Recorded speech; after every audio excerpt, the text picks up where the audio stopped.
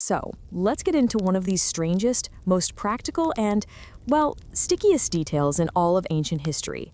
It's a story that involves the greatest conqueror of the age, a massive crumbling empire, and a whole lot of honey. Okay, picture this. It's 323 BC. We're in Babylon. Alexander the Great, the guy who conquered basically half the known world, is dead. And with his very last breath, he plunges the most powerful empire on Earth into an immediate and incredibly messy crisis. And this was the fundamental problem they were staring at. Alexander's body wasn't just a body, you see. It was a symbol of legitimacy, a political asset more valuable than any amount of gold. But it was also, a body, subject to the very natural, very urgent problem of decay. So this created two crises that were happening at the exact same time, and his generals had to solve them, and fast. One was for the future of the entire empire, and the other was for the body sitting right there in the room with them. When his generals asked who was going to inherit this vast empire, Alexander supposedly just whispered, "To the strongest." This was pretty much the ancient world's version of saying, "You guys figure it out," and then leaving the group chat forever. As you can imagine, it sparked an immediate, massive power struggle. So you've got this huge political crisis where everyone is scheming against each other for control. And at the same time, you've got a biological crisis because the ultimate prize in that fight, Alexander's body, is, decomposing. Whoever controlled the body could claim his legacy, but they needed time, and time was the one thing they did not have. So, faced with this very sticky situation, they landed on a solution that sounds pretty bizarre to us today, but was actually surprisingly logical. It was an ancient and really effective piece of preservation technology. And that technology was honey. Yeah, honey. We think of it as a food, right? Something for your tea. But ancient cultures knew it was one of the best natural preservatives around. It was way more than just a sweetener. It's actually a surprisingly effective tool for stopping decay in its tracks. The science behind it is pretty fascinating. Honey has almost no water, it's naturally acidic, and it basically suffocates any microbes that try to grow in it. To put it simply, it creates an environment where the bacteria that cause decomposition just can't survive. So this wasn't some wild guess, it was a well-understood, totally practical choice. The whole process was probably a multi-step thing. After cleaning the body, maybe applying some aromatic oils and herbs, they would have fully submerged it in a container of honey. Now, the goal here wasn't to preserve Alexander forever, but to buy them some time. Time to argue, time to plan, and time to travel. And this really highlights the dual purpose of using honey. It wasn't just practical, it was deeply symbolic. In the ancient world, honey was associated with things like purity, longevity, even immortality. So submerging the god like Alexander in it was a powerful statement. It sent the message that he wasn't going to fade away like some ordinary mortal. Okay, so with the body preserved, the next phase could begin. What was basically the most high-stakes political road trip in history. The new challenge was how to transport the most famous man in the world across a massive, fracturing empire. And they didn't just use some simple cart. Oh no. Ancient sources describe this gigantic, incredibly ornate funeral carriage. It was basically a mobile temple on wheels. Its purpose wasn't speed, not at all. It was all about visibility. This was slow-moving propaganda, designed to project power wherever it went. The planned route, all the way back to his homeland in Macedon, was immense. We're talking thousands of kilometers over some really rough terrain. This journey was going to take months, which meant the honey preservation absolutely had to hold up. Arriving with a well-preserved king sent a message of control. Arriving with anything less would have been a total political disaster. But the procession never actually reached Macedon. One of Alexander's smartest and most ambitious generals, Ptolemy, saw his chance. He intercepted the whole carriage and diverted the body to Egypt.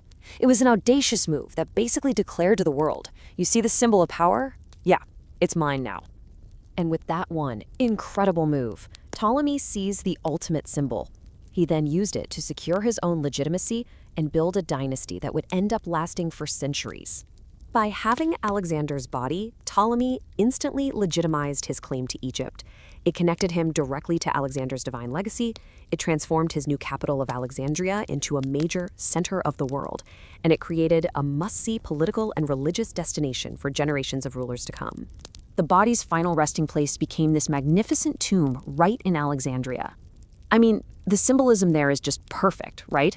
It cemented the city's importance and turned the tomb into one of the most significant sites in the entire ancient world, linking Ptolemy's power directly to the city's legendary founder.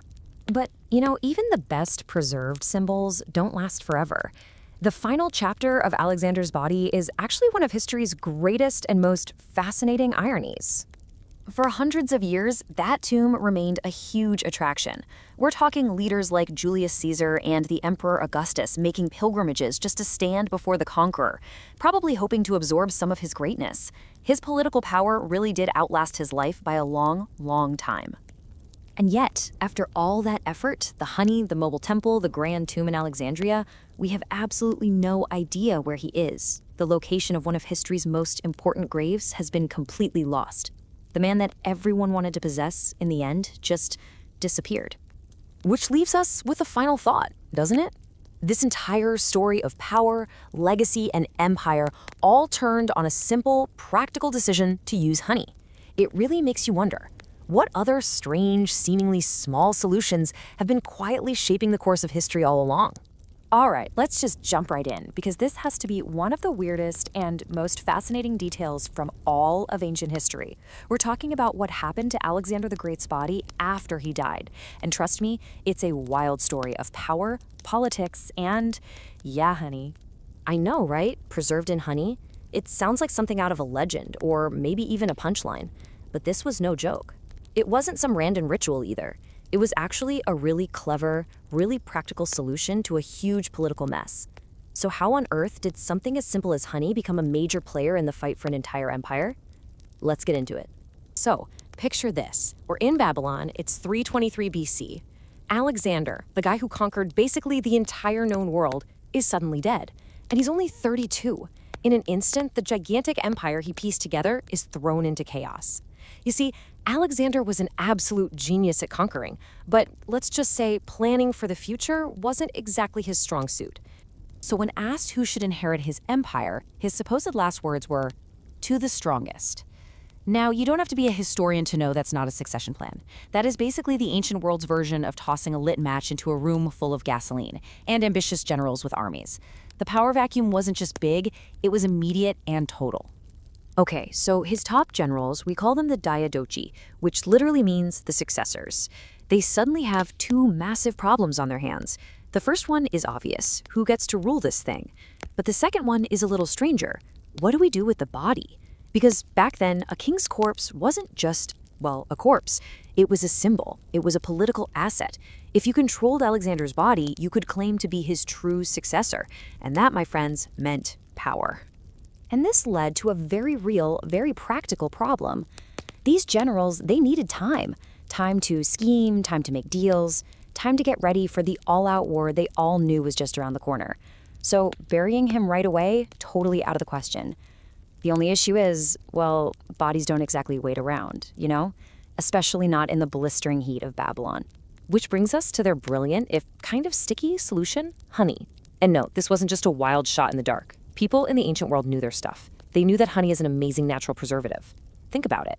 It has almost no water. It's acidic. It's just a horrible environment for all the nasty microbes that cause a body to decay. They just can't survive in it. So you see, honey was the perfect choice for two big reasons. First, the practical side. It would slow down decay, keep the smell down. Basically, it would keep the body presentable for the long, long journey back to the traditional burial grounds in Macedon. But there was also this huge symbolic meaning. Honey was seen as pure, eternal, something that lasted forever. For a guy like Alexander, who people already saw as almost a god, being preserved in something that never spoils, wow, that was a powerful message. So preserving the body this way made the whole journey possible. And you've got to understand, this was not your typical sad, quiet funeral procession. Oh no, this was propaganda on wheels. It was a massive, moving spectacle, all designed for one purpose, to show everyone in the empire that even in death, Alexander's power was absolute. I mean, the amount of work that went into this was just staggering. First, they prepared the body, probably with special oils and spices, before submerging it completely in honey. Then they built this incredible carriage for him. It was like a moving temple, all decked out in gold and statues. And the procession itself was intentionally slow, making its way through city after city so that as many people as possible could see it. And this is where the real tension is, right? You have this slow, grand procession, this symbol of a unified empire rolling across the land. But at the exact same time, that very empire was secretly fracturing. Behind the scenes, the generals were sizing each other up, getting their armies ready for war. The whole political world was shifting right underneath the wheels of that golden carriage. But there was one general, a guy named Ptolemy, who was playing a different game. He was smart, he was ambitious, and he understood something crucial. The body itself was the ultimate prize. It was the queen on the chessboard, and there was no way he was just going to let it be taken all the way to Macedon. So get this, while this whole caravan is making its way toward Macedon, Ptolemy makes his move. He literally hijacks the procession. He just takes the body and reroutes the entire thing south to Egypt, which was the territory he wanted to control. I mean, talk about a bold move. This was the ultimate political heist. And the craziest part? It worked. It totally worked. While all the other generals were bickering and getting ready to fight over land, Ptolemy just swooped in and grabbed the one thing that mattered most, the symbol of legitimacy itself. He didn't even have to fight a battle. In a way, he'd already won the war before it even began. So, now that Ptolemy has his grand prize, what does he do with it? Well, he uses it to build the foundation of his own dynasty in Egypt, a dynasty that would last for 300 years. His first stop was Memphis, the old capital of Egypt. This was a smart move because it connected Alexander with the godlike pharaohs of the past. But then, he moved the body to his new capital, the city he named Alexandria. And there, he built this incredible tomb called the Soma, and it basically turned the city into the ancient world's hottest tourist destination. And I'm not kidding. For more than 300 years, Alexander's tomb was the place to see. We're talking rulers, famous generals, even Roman emperors. Guys like Julius Caesar and Augustus made the trip all the way to Alexandria just for a chance to look at the preserved body of the great conqueror. So in the end, Alexander the man was gone. He had become something else entirely, a political tool. For Ptolemy and all the rulers who came after him in Egypt, having that body in their city was this constant physical proof that they were the rightful heirs. It was a tangible link to greatness that none of their rivals could ever claim. But here's the final incredible twist to this whole story. After all that, after being the centerpiece of the ancient world for centuries, the tomb's location was lost. It just vanished from history. We have no idea where it is today. And that leaves us with a really fascinating question, doesn't it? After all that scheming, all that effort, all that honey, if we found that tomb tomorrow, would that body inside still hold any power? What do you think? It really makes you wonder what power and legacy are all about. Okay, picture this. It's 323 BC in the ancient city of Babylon. Alexander the Great has just died. And in that single moment, the biggest empire on earth is thrown into chaos. Not just political chaos, but a really strange, really practical problem. What in the world do you do with the body of a king who didn't name a successor? So as his generals are all gathered around his deathbed, they ask him, who gets the empire? And the words he supposedly whispered back were, to the strongest. Now, that's not a succession plan, right? That's basically firing the starting pistol on a massive civil war. But before they could start fighting each other, they had a more immediate problem, Alexander himself. They were facing two crises at the exact same time. The first was political, a huge power vacuum with all these ambitious generals ready to tear the empire to pieces for a slice of it. And the second crisis, it was biological. The king's body, which was this priceless symbol of power and legitimacy, wasn't exactly going to wait around for them to figure things out.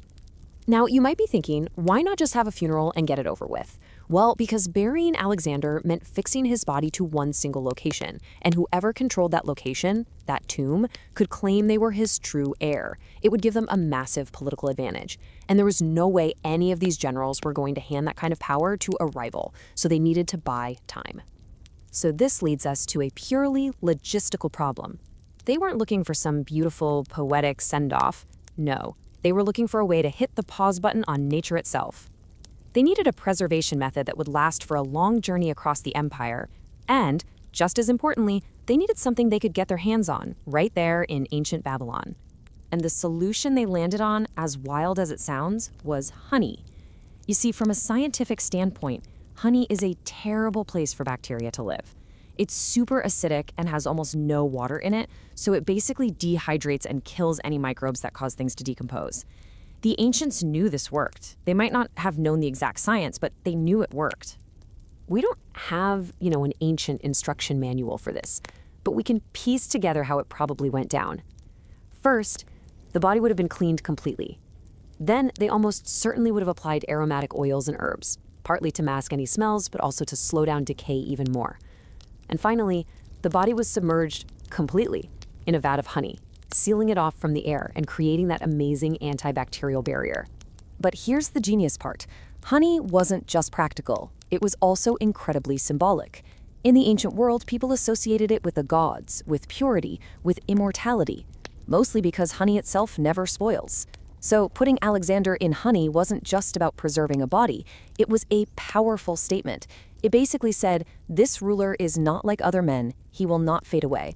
So once he was preserved, it was time to get him on the road. And let me tell you, the funeral carriage they built was a statement all its own. Ancient writers describe it as this massive, golden, rolling temple covered in jewels and statues. This wasn't some somber funeral march. It was a mobile spectacle of power. It was pure propaganda on wheels, designed to blow the minds of everyone who saw it. The journey from Babylon back to Macedon, his homeland, was planned to take months, and that slow pace was totally intentional. It gave everyone time to plot and scheme, and all the while, the generals, they were called the Diadochi, were quietly getting their armies ready for the inevitable war. But then, one of them got tired of scheming and decided it was time to make a move. Okay, so the official plan was to take Alexander back to the royal cemetery in Macedon. But one general, a very clever guy named Ptolemy, had a much bolder idea. He saw that funeral procession not as a duty, but as a golden opportunity. He decided he was going to intercept the whole thing and divert the body to his own territory, Egypt. Why take a huge risk like that? I mean, stealing Alexander's body. It's because Ptolemy understood that in the absolute chaos of a collapsing empire, the most valuable thing wasn't an army or treasure, it was legitimacy. And possessing the actual body of Alexander the Great, well, that was the most powerful claim to legitimacy anyone could possibly make. By hijacking that procession, Ptolemy literally turned his ambition into a physical object. He wasn't just the guy who ruled Egypt anymore. He was the guy who ruled Egypt and was the keeper of Alexander the Great's body. It gave him this direct, tangible link to the legend that none of the other generals could even touch. And Ptolemy used his new asset brilliantly. First, he took the body to Memphis, the ancient capital of the pharaohs, which immediately linked Alexander to Egypt's own divine kings. Later, the body was moved to the new capital city, Alexandria, and that move cemented the city as the new center of the world, and it made Alexander's tomb a must-see destination for anyone who was anyone. And boy, did they come.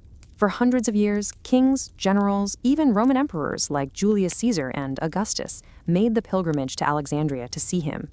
Ancient sources tell us that the body was eventually put into a sarcophagus made of glass or crystal, turning him into a permanent exhibit, a real, tangible piece of ultimate power you could go and look at. And that's really what put Ptolemy ahead of the game.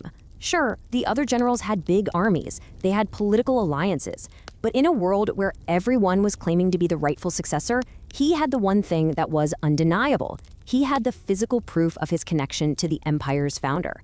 And that was absolutely priceless. It's a pretty wild irony when you think about it.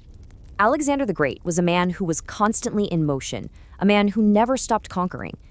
And yet, for centuries after he died, his single greatest source of political influence came from just lying there, perfectly preserved and perfectly still. And here's the final twist in the whole story. After all that, after being the most famous tomb in the entire world for centuries, after all the incredible effort to preserve him and display him, we have no idea where he is.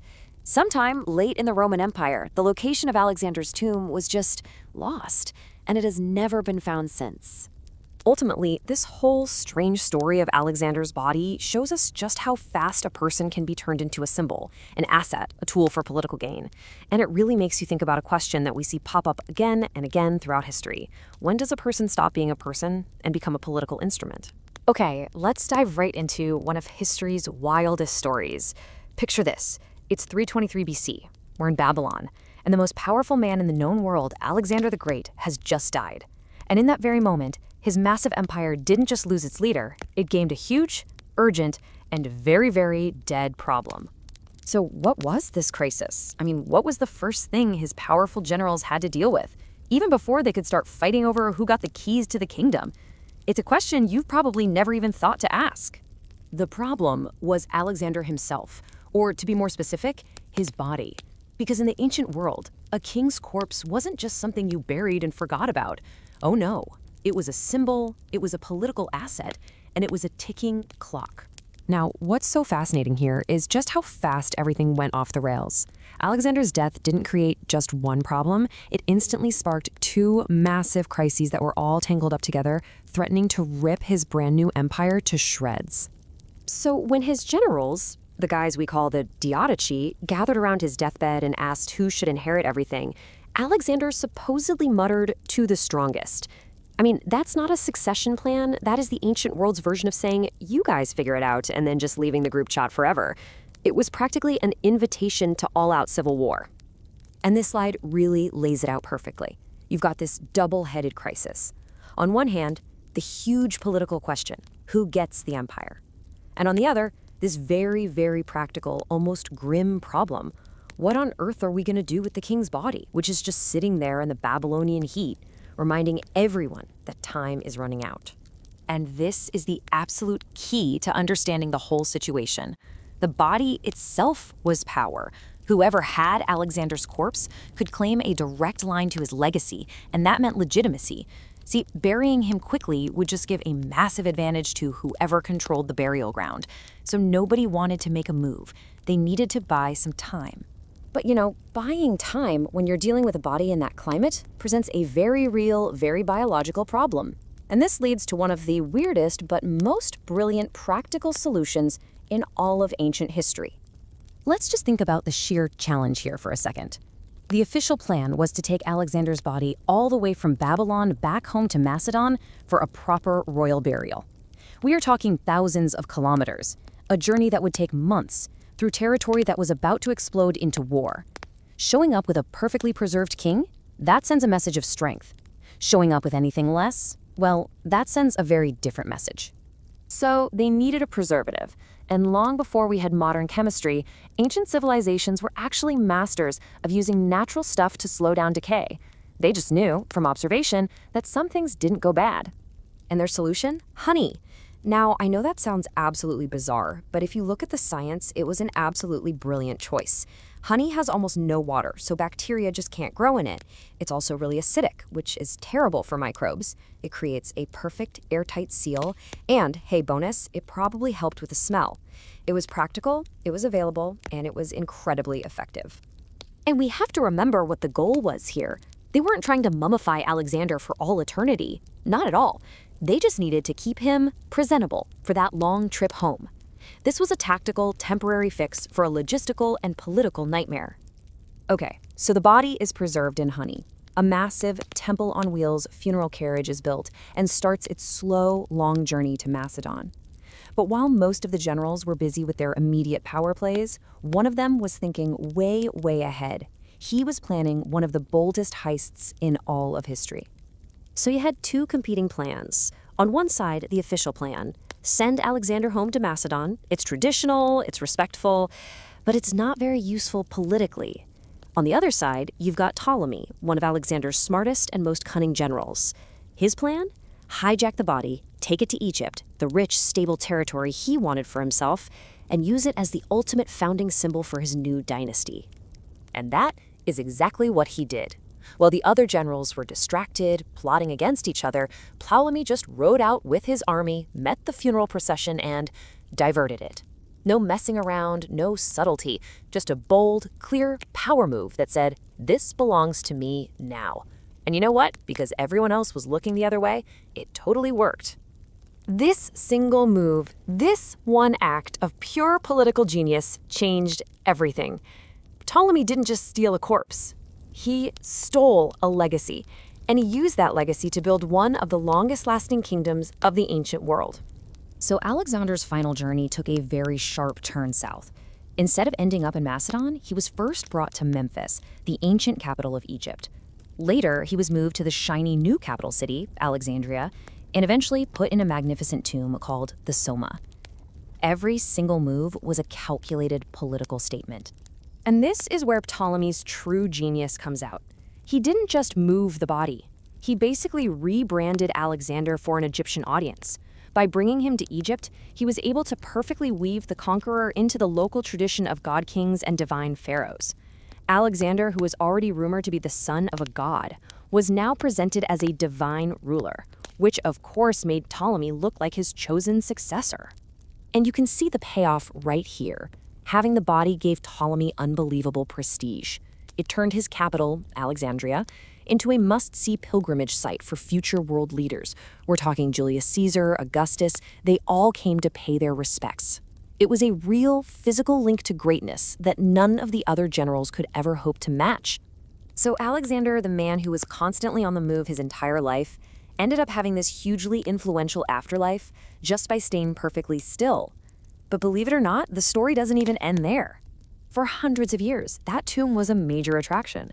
Ancient writers tell us that visitors, including Roman emperors, could literally go and see the body itself, which was eventually put in some kind of glass or crystal sarcophagus. It wasn't just a tomb, it was a public spectacle. And there's such a powerful irony in all this, isn't there? The man who never stopped, who was always conquering, expanding, and moving, was in death turned into a stationary object, a political tool used to anchor someone else's dynasty. His greatest influence after he died came from simply lying still. But here it is, the final, absolutely baffling twist in the story. After centuries of being one of the most famous sites in the world, after all that effort to preserve him and display him and use him as a symbol, the tomb and the body of Alexander the Great completely vanished. To this day, nobody knows for sure where it is.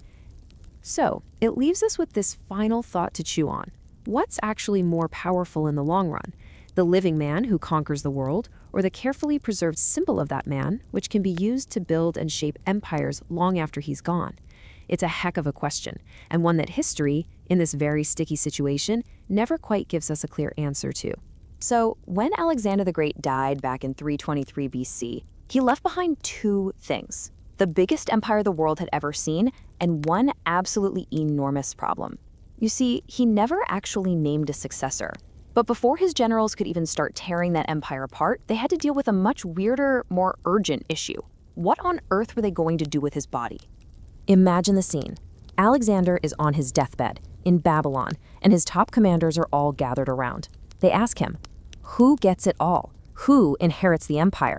And his answer, supposedly, was just two words: to the strongest. Now, that's not a succession plan. That's basically lighting the fuse on a massive civil war. But hold on, before the epic battles for the empire could begin, there was the small matter of the man himself. See, in the ancient world, you couldn't just have a quiet funeral and be done with it. A king's body was the ultimate symbol of legitimacy. It was a political asset more valuable than all the gold in the treasury. And this is the key thing you've got to understand. Whoever controlled Alexander's body controlled the narrative. It meant you had a direct physical connection to his legacy. And that connection, well, that meant authority. The kind of authority that could command armies. So all of a sudden, everyone became very interested in this one specific corpse. By basically saying, you guys figure it out, and then, dying, Alexander created this huge power vacuum. And it was a two-part problem. First, who gets to rule this massive empire? And second, maybe even more importantly, who gets the ultimate symbol of that rule? His body had just become the grand prize in a very, very deadly game. So now his generals are in a real bind, facing two totally conflicting problems. They needed time to scheme, to argue, to build alliances, but biology was not on their side. A body, even the body of Alexander the Great, doesn't really care about politics. The clock was ticking. Okay, so here's the dilemma. On one hand, the political playbook called for a slow, grand, magnificent funeral procession all the way from Babylon back home to Macedon. This would be a huge show of power. But on the other hand, there's the biological reality. After a multi-month journey, you risk showing up with let's just say, a body that doesn't send a message of divine power. They had to keep Alexander looking like Alexander. And let's not forget the distance here. We are talking about over 2,000 miles. That's an epic journey across deserts, mountains, and all sorts of unstable territories. Look, transporting a living king would be a logistical nightmare. Transporting a dead one and having him arrive in one recognizable piece, that was pretty much impossible without some kind of genius preservation plan. And this is where the story gets really, really weird. To solve this incredibly urgent problem, somebody came up with an idea that sounds completely nuts, but was actually brilliant. They decided to preserve the greatest conqueror in history in honey. Yes, honey. Now, I know what you're thinking. Honey? Really? But this wasn't as random as it sounds. People in the ancient world knew what they were doing. Honey is a fantastic natural preservative. Because it has almost no water and it's acidic, it creates this environment where bacteria just can't survive. To put it simply, honey stops things from rotting. Now, the process was probably a bit more involved than just, dunking him in a jar. They likely would have cleaned the body first, then used all sorts of aromatic oils and herbs to manage any odors, and then submerged him completely in honey inside a golden sarcophagus. The goal wasn't to preserve him forever, it was to buy them enough time for that long journey home. Turns out, sometimes the best solutions in history are a little sticky. But here's the thing, it wasn't just practical, it was also deeply symbolic. In the ancient world, honey was connected to all sorts of powerful ideas: purity, longevity, even a kind of immortality. So by placing Alexander in honey, they were making a huge statement. They were saying, this man is not like other mortals. He does not decay. They weren't just preserving a body, they were preserving the image of a godlike king. So, with Alexander carefully preserved in his honey-filled sarcophagus, the world's most politically charged road trip officially began. But as this grand procession slowly crawled its way towards Macedon, one of his generals, a very ambitious guy named Ptolemy, saw an opportunity to literally redirect the course of history. And when I say road trip, please do not picture a simple cart. This funeral carriage was described as a massive, glittering temple on wheels. It was covered in gold, intricate carvings, statues, the whole shebang. Its purpose was not speed, it was to be a spectacle. This thing was pure mobile propaganda, designed to awe every single person who saw it. So as this incredible spectacle is making its way north, Ptolemy, who happened to be in charge of Egypt, just intercepts it. He rolls up with his forces, takes control of the entire procession, and reroutes Alexander's body south to his territory. There was no big battle, no dramatic declaration. It was just a quiet, brilliant, and unbelievably audacious political heist. And with that one single move, Ptolemy basically checkmated everyone. While all the other generals were getting ready to fight bloody wars over territory, he just swooped in and grabbed the one thing that guaranteed legitimacy. He didn't just have an army in the rich lands of Egypt anymore. Now, he had Alexander. Once in Egypt, Alexander's body finished its transformation. It wasn't really the remains of a man anymore. It was now a permanent political tool, a state-owned relic that would legitimize and secure Ptolemy's new dynasty for centuries. And the irony here is just incredible, right? The man who was defined by constant motion, by relentlessly conquering the known world, was now a completely static object. He went from being the world's greatest conqueror to its most valuable piece of cargo, his entire purpose now just to serve the ambitions of other men. And Ptolemy played his hand masterfully. First, he put the body in Memphis, the ancient capital, to link Alexander with the divine pharaohs. Later, it was moved to a magnificent tomb in Alexandria, the very city Alexander had founded. Eventually, the body was even put on display in a glass or crystal case, turning the tomb into the ultimate tourist destination for the ancient world's rich and powerful. We're talking Roman emperors like Julius Caesar and Augustus, showing up to pay their respects and, of course, to associate themselves with his greatness. So sure, the body had some sentimental value and definitely a lot of religious value. But let's be honest, its true, undeniable worth was political. It was a priceless asset. It was a source of legitimacy that no amount of gold could ever buy and no army could ever truly match. And here is the final incredible twist to this whole story. After being the literal centerpiece of Alexandria for centuries, the location of Alexander's tomb was lost. The most famous body in the ancient world, preserved so carefully, fought over so fiercely, just vanished. And in doing so, it created one of the greatest and most enduring archaeological mysteries of all time. And all of this leaves us with a really fascinating question to chew on. In the end, Alexander the man died in Babylon, but Alexander the symbol, the one preserved in honeys, stolen in a heist, and used as a political prop, that symbol lived on for hundreds of years. It really makes you wonder, doesn't it? Can a symbol sometimes become even more powerful than the actual person it's supposed to represent? So, what happens when the most powerful man on the planet suddenly dies? Well, his generals are faced with a problem, and it's a very sticky one. We're about to get into the absolutely bizarre but totally true story of how Alexander the Great was preserved in a way you would never, ever guess. Supposedly, these were Alexander the Great's last words. When his generals asked who'd get his vast empire, he just says, "To the strongest." I mean, that's not a secession plan, right? That's the ancient world's version of saying, "You guys figure it out," and then ghosting the group chat. Permanently. So, picture it. Babylon, 323 BC. The most powerful man in the world is gone. And with those last words, a massive power vacuum just rips open. You've got a room full of ambitious, battle-hardened generals, the guys we now call the Diadochi. And every single one of them is trying to play it cool, while, mentally drawing up battle plans against the guy standing right next to him. The world's biggest empire is officially up for grabs. Okay, so the empire is facing two huge crises at the exact same time. First, the obvious one. Who's in charge now? Total chaos. But the second problem, and this one was almost more urgent, was what on earth to do with Alexander's body.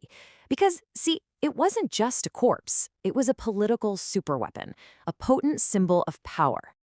And this brings us to a king-sized problem. I mean, how do you handle the most valuable dead body in the entire world? You can't just, bury the guy. Not when he's the ultimate bargaining chip.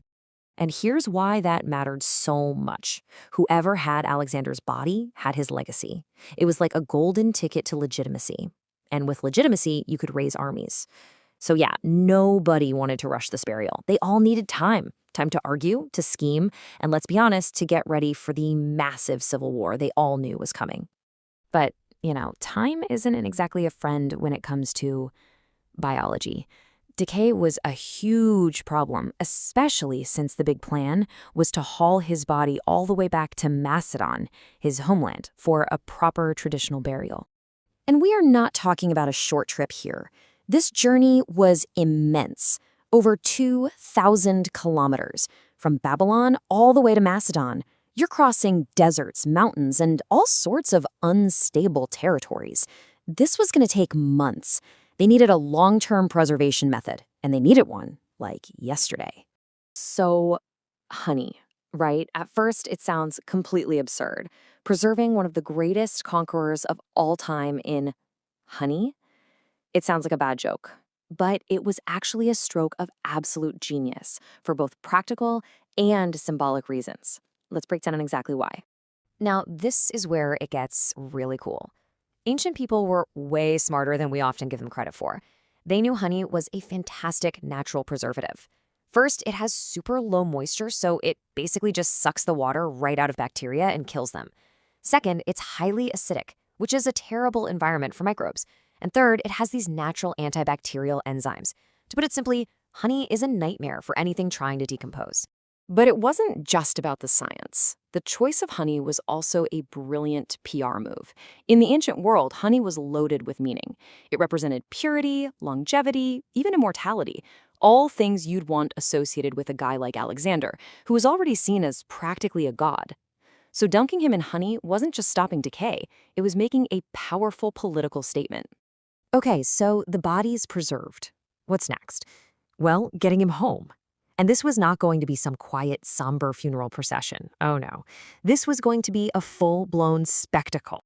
Ancient writers tell us this funeral carriage was basically a mobile temple. Just imagine it. Dripping with gold, covered in intricate statues and designs, this thing was pure, rolling propaganda. It was built to be seen. Every single city it passed through would be reminded of Alexander's greatness and, by extension, the power of the generals who were now in charge of him. And the journey was intentionally slow. That bought all those generals, the Diadochi, precious time. So on the surface, officially, they're all cooperating, putting on this grand funeral. But behind the scenes, they're secretly making alliances, raising troops, and getting ready for the wars they knew would tear Alexander's empire to pieces.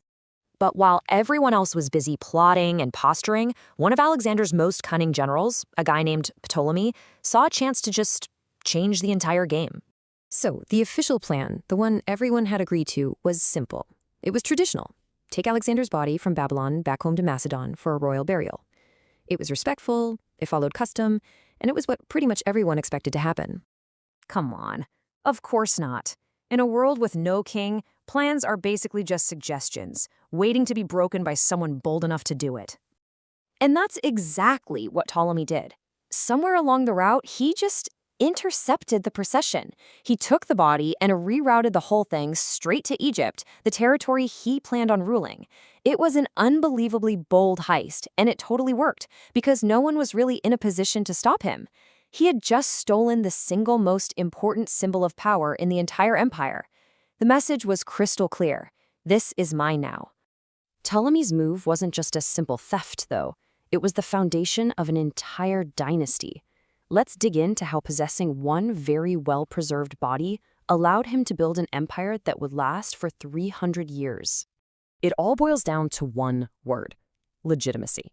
Right, the belief that you have the right to rule. By bringing Alexander's body to Egypt, first to a city called Memphis and later to Alexandria, Ptolemy was making a powerful physical claim. He was saying, look, I'm the true successor. I am the guardian of his legacy. And that was an argument no other general could really top. And this symbol had incredible staying power. We're talking hundreds of years. Alexander's tomb became this major political hotspot. The biggest names in Roman history, guys like Julius Caesar and the Emperor Augustus, they all made pilgrimages to see it, just to connect themselves to his greatness. Eventually, that honey-filled sarcophagus was probably replaced with something like a glass or crystal case. Alexander's body was literally put on display, turning his tomb, which was known as the Soma, into this huge tourist attraction and a spectacle of power. It really cemented Alexandria as a center of the world. And here's the final perfect irony in all this. After everything, the crazy honey preservation, the massive procession, the epic heist, the centuries of it being this huge political symbol, the tomb just vanished. Poof, gone. Its exact location is now one of history's greatest unsolved mysteries. It really makes you think, doesn't it? What started as a sticky, very practical solution to a biological problem ended up shaping an empire and creating a legend that long outlasted the body itself. So that leaves me wondering, what's the strangest, most practical solution you can think of that completely changed the course of history? Okay, so let's jump right into one of the strangest and honestly one of the most brilliant little stories in all of ancient history. It's a story that kicks off the very second the most powerful man in the world dies. I mean, think about it. It's a question that can just shatter an empire. Because when the one person holding everything together is suddenly gone, the first problem you face isn't really political. It's much more practical. And that, right there, is the exact problem that Alexander the Great's generals were staring down. You see, he hadn't just left behind a power vacuum. He had left behind a body. And that body was both a priceless political symbol and a ticking time bomb. So, let's really set the scene here. We're in Babylon. The year is 323 BC. The air is just thick with scheming, with ambition, and with a logistical nightmare that literally nobody saw coming. With his last breath, Alexander doesn't name a successor. He basically lights a fuse. His final words, "To the strongest." That's the ancient world's version of dropping a grenade into the room and saying, "You guys figure it out." The entire empire was suddenly up for grabs. And here's where things get really complicated. They weren't just facing one crisis. They were facing two at the exact same time. On the political front, that body was everything. If you had the body, you had legitimacy, you controlled the link to Alexander's legacy. But on the biological front, well, the clock was ticking, fast. They needed months to scheme and travel. But a body in the Babylonian heat doesn't give you months. So, caught between a rock and a hard place, they came up with a solution that honestly sounds like something out of a myth. It's strange, it's a little weird, but it was absolutely genius. And this quote just nails it. The fate of this massive empire, the very legacy of the world's greatest conqueror, it all boiled down to a simple question of preservation. And the answer? Well, it was honey. You know, the craziest part is, this wasn't some wild guess. People in the ancient world knew what they were doing. Honey is a fantastic natural preservative. It's got almost no water in it, so it literally sucks the life out of bacteria. It's also super acidic, which microbes hate, and it has its own natural antibacterial compounds. Basically, it's the worst possible place for decay to start, which made it the perfect solution. But here's the truly brilliant part. Honey wasn't just a practical fix. It was also dripping with symbolism. In the ancient world, honey was connected to purity, to the gods, even to immortality. So by submerging Alexander in honey, they weren't just stopping the rot. They were sending a powerful message. This is a ruler who does not fade. They were literally preserving his godlike image. Okay, so the body is preserved, problem solved, right? The generals can finally start the long trip home. Well, not even close.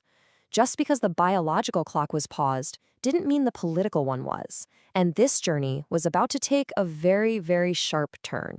You have to picture this. We're not talking about some sad, quiet funeral. No way.